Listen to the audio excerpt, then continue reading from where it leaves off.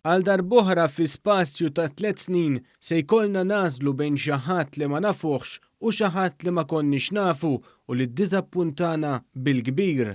Ex-tqar membru tal-Partit Nazzjonalista dwar it-tiġrija għal kap nazzjonalista bejn Adrian Delija u żiemel tal-fazzjoni li sfiduċjawh Bernard Grech.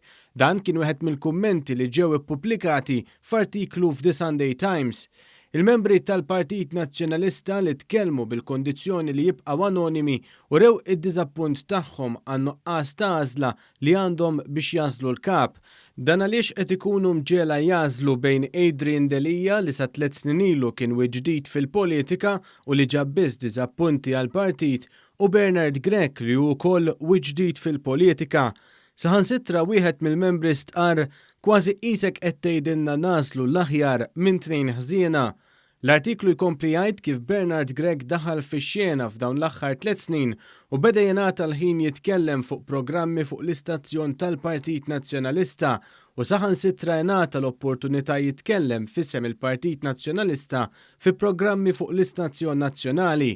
Madankollu l-membri huma nkwetati kif Bernard Grech hu wkoll persuna ġdida għax-xena politika u qatt ma ffaċċja test elettorali.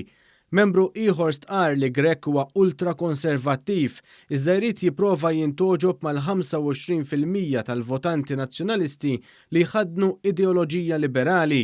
Dan fil-waqt li fuq in-naħa l-oħra għandek lil Delija li huwa konservattiv u populist iżda li diġà falla. Membru mara tal-Partit Nazzjonalista u rrid id-diżappunt tagħha li t-talent femminili fil-Partit Nazzjonalista ingħata l-ġenb hekk kif Therese Comodini Kakija u Roberta Mezzola ma tħallewx jikkontestaw mill-fazzjoni li sfiduċjat lil kap attwali Adrian Delija. Min-naħa l-oħra membru li jappoġġja lil Adrian Delija stqar li dan mhux iż-żmien li l-Partit Nazzjonalista jerġa' jidħol f'tellieqa oħra l-kap wara biss 3 snin. Saħansitra stqar li kieku Bernard Grech kien intelligenti kien jitlaq mit-tellieqa u ma jikkontestax. L-artiklu temm jgħid li Bernard Grech irrifjuta li jikkummenta dwar dawn il-ħsibijiet ta' membri tal-Partit Nazzjonalista fil-waqt li d-deputati li sfiduċjaw lil kap qalu biss li issa jridu jħallu l-proċess elettorali jieħu l-kors tiegħu. Madankollu jidher li din hija biss illużjoni li jridu juru il-bogħod mir-realtà.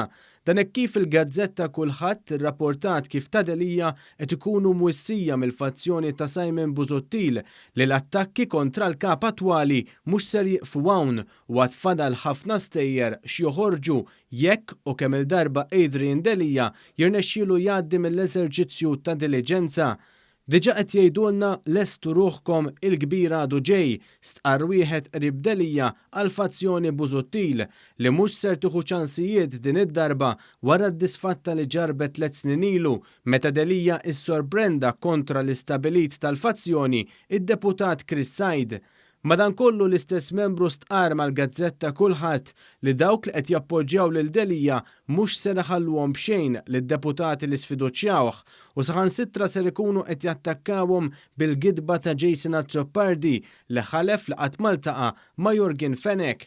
Ħalfa li ma tantx damet trendi wara li ritratt li jurih jitbissem ma' Yorgen Fenech festin kixifluha waru. L-artiklu jtemm jinnota li l-għażla ta' kap ġdid mhux ser tkun it-tmiem tal-ġlieda u l-batti bekki fil-Partit Nazzjonalista.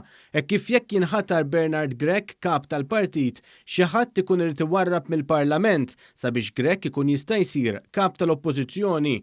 U għalkemm il-fazzjoni tal-eks kap nazzjonalista jistgħu jippruvaw jimbuttaw lil Delija stess il-barra mill-Parlament, żgur li Delija ser ikun f'pożizzjoni li joffri ġlieda tajba biex jibqa' jħaddan miegħu is-siġġu parlamentari.